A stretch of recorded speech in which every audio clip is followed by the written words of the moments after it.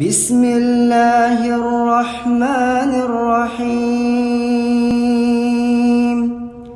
إذا زلزلت الأرض زلزالها وأخرجت الأرض أثقالها وقال الإنسان ما لها يومئذ تحدث أخبارها بأن ربك أوحى لها يومئذ يصدر الناس أشتاتا ليروا أعمالهم فمن يعمل مثقال ذرة خيرا يره ومن يعمل مثقال ذرة شرا يره।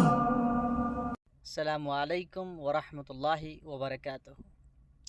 जो आप कुरान पाक का मुख्तसर सूरा जो सुनेंगे, मुझे उम्मीद है कि आप हमारे भाई और बहनों तक ये ज़रूर पहुंचाएंगे, क्योंकि जो नेकी का काम है, जब एक मुसलमान या मुसलमान भाई और बहन दूसरे तक पहुंचाता है तो उसके लिए एक सदक़े जारिया बन जाता है। हमारे लिए भी सदक़े जारिया बन जाएगा और आप लोगों के लिए भी। अल्लाह हाफ़िज़।